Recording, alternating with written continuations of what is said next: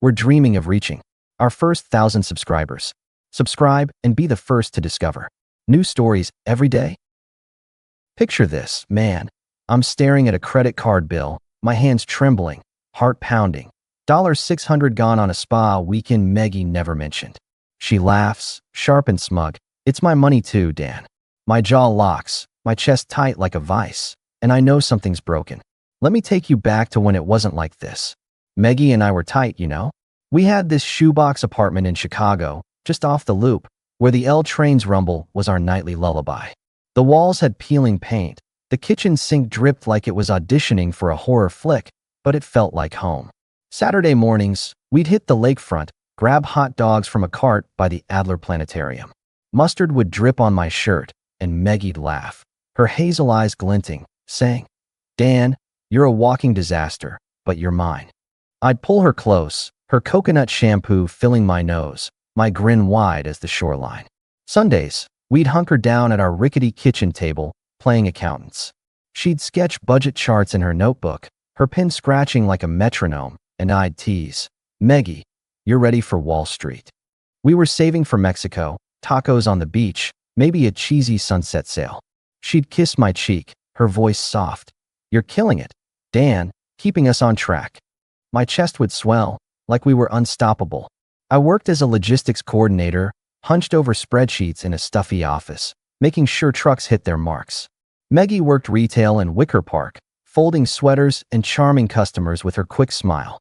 My paycheck covered rent, utilities, the big stuff. She chipped in what she could. Nights were simple. Spaghetti on the stove, Parks and Rec reruns. Arguing if Ron Swanson outdid Leslie Knope. She'd curl into me on the couch, her warmth seeping into my bones, and I'd think, this is it. Man, this is home. One night, about a year in, we were sprawled on the couch, her legs over mine. She was laughing about a customer trying to return a dress with a juice stain, her voice bright, her hair a mess. I nearly choked on my soda. We were cracking up so hard. I looked at her, her face glowing, and thought, I'm marrying this girl. It hit me like a freight train, warm and certain. Later, when things went dark, I'd cling to that memory, trying to figure out where we derailed. It started small, like a crack in the windshield you ignore until it spiders out. Maggie began buying stuff without a heads up. A scarf, a $7 latte, little charges popping up on our joint account. I'd see them, my stomach tightening, and ask, my voice calm, "Hey, what's this?" She'd wave it off, her tone light, but with a bite. "Chill, Dan, it's just a few bucks." My jaw would clench, but I'd nod, not wanting a fight. We were a team, right?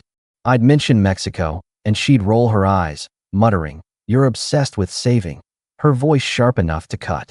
I'd drag myself home from work, my back stiff, eyes burning from screens, and find her glued to Instagram, her face lit by the glow. "How's your day, Maggie?" I'd ask, hoping for a spark.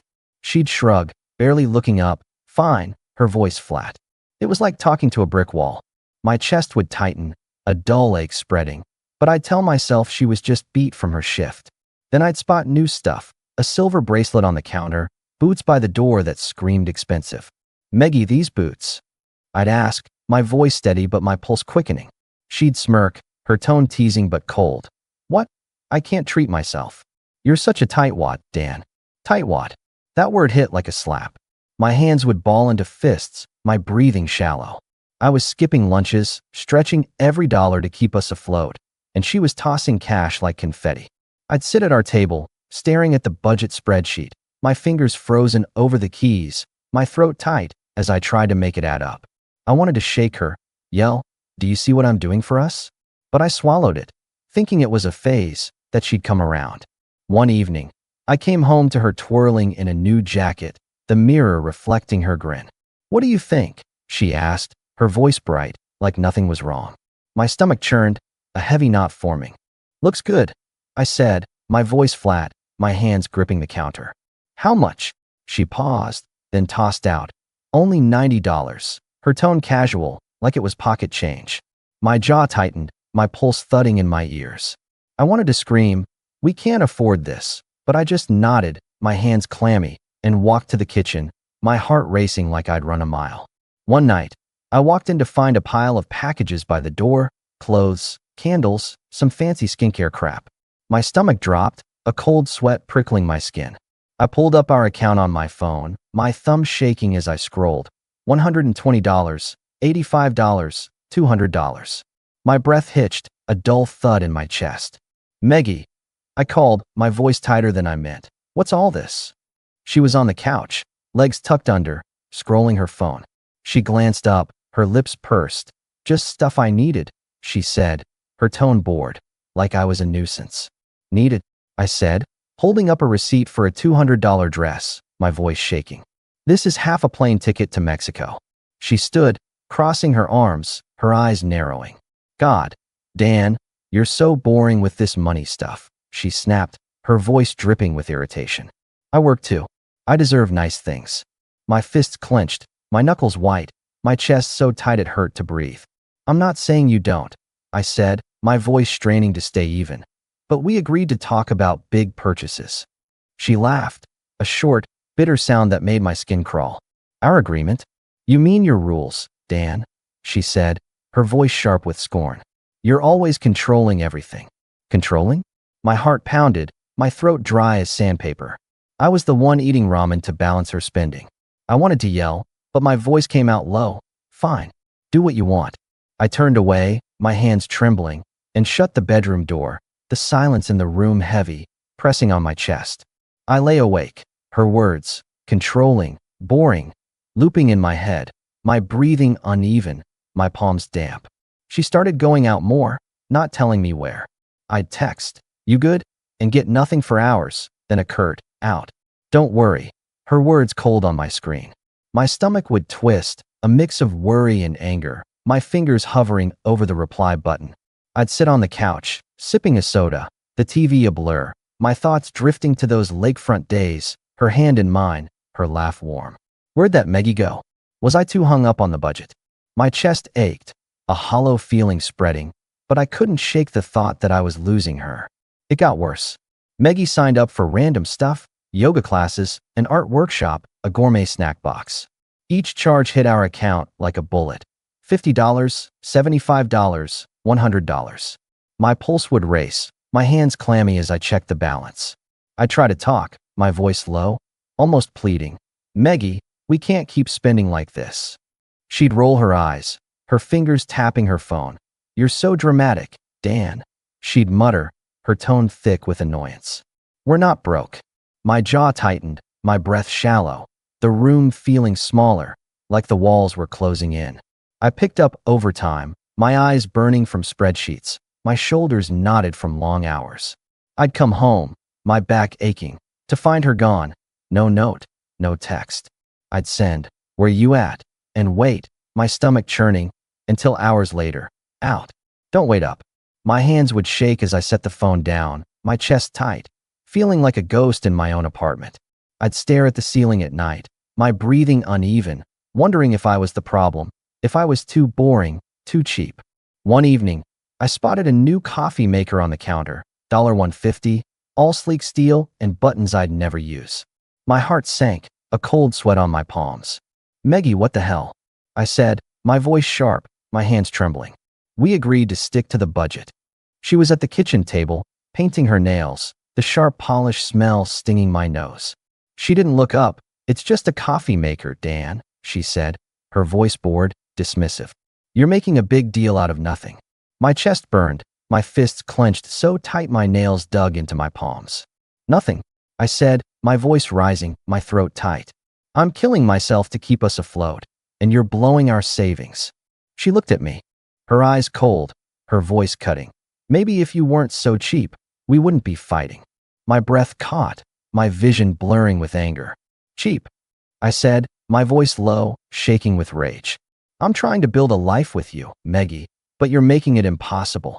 She shrugged, her lips curling, and went back to her nails. My heart pounded, my hands shaking as I grabbed my jacket and stormed out, the Chicago cold slapping my face, my breath visible in sharp bursts. I walked for hours, my chest tight, my thoughts a mess. Man, what would you have done? Just swallowed it, or pushed back harder? It all crashed down one Saturday. I was at the grocery store, grabbing stuff for dinner, my shoulders tense from another long week. I ran into Maggie's mom, Ruth, in the produce aisle, her cart full of apples and greens. She's a sweet lady, always slipping me cookies at family dinners. We chatted, and she said, casual as anything, Maggie's always been like this. Wants everything now, like a kid demanding toys. She laughed, but my stomach plummeted, a cold knot forming. My hands gripped the cart, my knuckles white. It wasn't a phase. I was just her wallet, and she expected me to keep quiet. I drove home, my hands shaking on the wheel, my pulse hammering in my ears. I'd let so much slide, avoided so many fights, but no more. I walked in, my heart pounding, and saw Maggie on the couch, scrolling her phone, new earrings glinting. I checked our account, my breath catching. $600 gone, a spa resort charge. My vision blurred, my hands trembling, a hot flush creeping up my neck. Maggie, I said, my voice low, shaking with fury.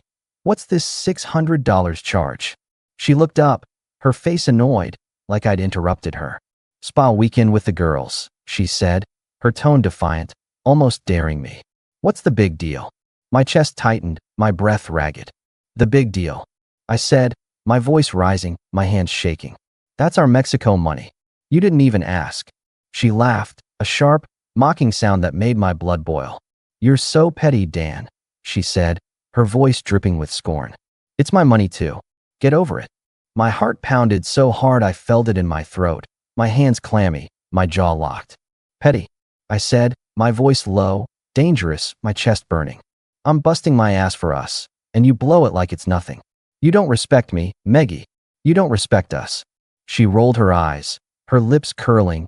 You're always so dramatic, she said, her voice cold, turning back to her phone. The room went quiet, a tense, heavy silence, my breathing uneven, my hands trembling. Something snapped. A cold clarity hit me, my heart steadying, my voice hard as steel. No, I said, my tone icy. This is our problem. And I'm done. Her head jerked up, her eyes wide, her voice sharp but shaky. What's that supposed to mean? I didn't answer, my hands steady now, my breath slow. I walked to the bedroom, grabbed a duffel bag, and started packing, my movements sharp, deliberate. My heart thudded, but I felt calm, resolved. She followed, her voice rising. Dan, you're being ridiculous, she shouted, her tone frantic, her hands on her hips. You're just gonna walk out? I turned, my jaw tight, my eyes locked on hers. Yeah, Maggie, I said, my voice cold, unyielding. I'm done being your doormat. She froze, her mouth open, no words coming out. The silence was thick, my chest tight, but steady. I zipped the bag, slung it over my shoulder, and walked out, my steps firm, my heart pounding but sure. She yelled, "You're selfish, Dan," her voice cracking, but I didn't look back. Man, picture that moment. Her shouting, me walking away. What would you have said, standing in that doorway? I crashed at my buddy Jake's place, his couch lumpy as hell, my back aching every morning. At night, I'd stare at the ceiling, my chest heavy, my breathing uneven, replaying that last fight. Her laugh, her words, petty, selfish, cut deep. My hands would clench, my palms damp, wondering if I'd jumped the gun, if I should have tried harder. But then I'd see that $600 charge in my mind, the boots, the coffee maker, and my jaw would tighten, my anger flaring hot and sharp. I found a studio in Logan Square. Bare but mine, a bed, a couch, a TV, and a view of the skyline. I opened a new bank account, cutting her off, my hands steady as I signed the forms. Work became my anchor. I stayed late, took on extra projects, my eyes burning, my shoulders knotted. My boss noticed, slapped a small raise on my desk, and I felt a spark of pride, my chest loosening for the first time in months. Maggie's texts came, flickering on my phone like ghosts. Dan, can we talk? I miss you. My fingers would hover, my throat tight, my pulse quickening, but I'd set the phone down, my breath slow and deliberate. I wasn't angry anymore, just done. I started running along the lakefront, the cold air stinging my lungs, my heart pounding, clearing my head.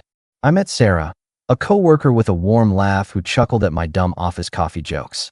We'd grab coffee, talk, her eyes kind, no judgment. It felt like breathing again, my chest lighter, my hands steady. One night, I was at a bar with Jake. sipping a soda, the chatter around us loud. He leaned in, his voice low. "You did the right thing, man," he said, his hand on my shoulder. "She was walking all over you." My throat tightened, my eyes stinging, but I nodded, my jaw firm. He was right. I wasn't crazy. I just wanted respect, and I wasn't getting it. Man, ever been in a spot like that, where you doubt yourself but know you're right? 6 months later, I was at a cafe near my place, scrolling my phone, waiting for a coffee. "Dan." I looked up, my stomach twisting, my hands clammy. Maggie stood by the counter, a coffee in her hand, her hair shorter, her face tired. My heart thudded, but I kept my face neutral. "Hey," I said, my voice even, my breath steady. She hesitated, her fingers fidgeting with her cup, her eyes uncertain. "Can we talk?" she asked, her voice soft, almost breaking. I nodded, my jaw tight, and we sat at a corner table, the cafe's hum around us. She looked at me, her eyes searching. "I messed up, Dan," she said, her voice low, cracking. "I didn't see how much I hurt you. I was selfish. I'm sorry."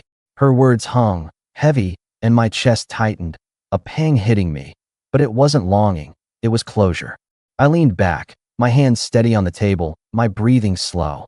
"I hear you, Maggie," I said, my voice calm but firm, "but we're done. I needed a partner who'd respect me, who'd see us as a team. That wasn't you." Her eyes glistened, her lips tight, and she nodded, her voice a whisper, "I know. I wish I'd seen it sooner."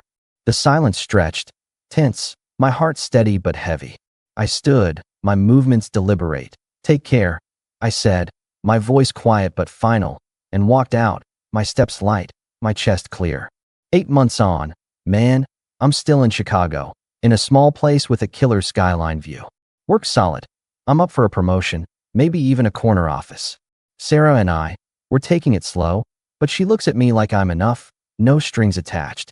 We split bills, laugh about it, hunt for cheap happy hours like it's a game. It's simple, real, and my chest feels light, my hands steady. But sometimes, late at night, I still catch myself staring out the window, watching the lights blink across the city, and I remember how heavy everything used to feel. I'd sit in silence back then, wondering if I was the problem, if wanting partnership and respect made me difficult to love. Now, I don't ask those questions anymore. I know the answer. One day last week, I opened an old drawer while cleaning and found that beat-up notebook we used to budget with. Maggie's handwriting still marked up the pages, little stars by category she liked: date night, Mexico fund, treats small. My chest tightened, but not from regret. Just perspective. That version of her, the one who drew stars and kissed my cheek during pasta nights, she was real. But so was the version that mocked me, spent our savings, and laughed when I finally stood up for myself. They both lived in her. I just stopped making excuses for the one who hurt me. I saw her once more. A week ago, I was running along the lakefront just after sunset, earbuds in, city wind in my face. I slowed near the planetarium, the spot where we always used to grab hot dogs on Saturdays, and there she was, sitting on a bench alone, bundled in a coat, sipping from a paper cup. She looked up and saw me, froze a second, then gave a small wave. I hesitated, just a beat, then nodded back. No words, just a look. Her eyes dropped first. I kept jogging. That's when it really hit me. There wasn't anything left to say. No grudge. No anger. Just distance. And peace.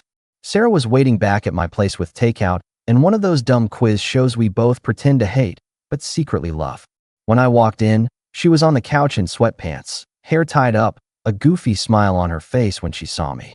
I felt something I hadn't felt in years. Home. I dropped onto the couch, handed her the chopsticks, and she nudged me with her foot. "What?" I asked, and she smirked. "You smell like outside in triumph," she said. I laughed. And that was it. Nothing dramatic. Nothing broken. Just real life, finally steady again. Maggie still texts sometimes. "Hope you're well. Saw something that reminded me of you." I don't reply. Not out of spite. Just because there's no version of that life I want to return to. What I learned is that being respected shouldn't feel like a fight.